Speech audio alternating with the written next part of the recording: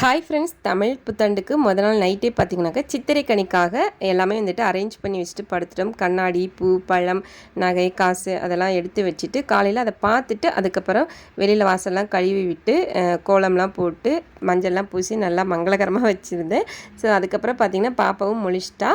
அதே டேயில் பார்த்தீங்கன்னாக்கா இன்னொரு ஸ்பெஷல் டே என்னென்னா என்னோடய ஹஸ்பண்டோட பர்த்டே. ஸோ அவரும் பார்த்தீங்கன்னாக்கா குளிச்சுட்டு செலிக்குட்டி அவர் அப்புறம் அனுஸ்ரீ 3 பேர் வந்துட்டு கோயிலுக்கு போயிட்டு வந்தாங்க. ஸோ நான் வந்துட்டு டிஃபன் வேலையை வந்து முடிச்சிட்டேன். இட்லியும் கொத்தமல்லி சட்னியும் தான் பண்ணியிருந்தேன். ஸோ அதுக்கப்புறம் சாமிக்கு பிரசாதத்துக்காக கேசரி பண்ணியிருந்தேன். அதில் வந்துட்டு க்ரீன் கலர் வந்து ஆட் பண்ணியிருந்தேன். ஸோ அதனால் வந்துட்டு அந்த கலரில் இருக்குது.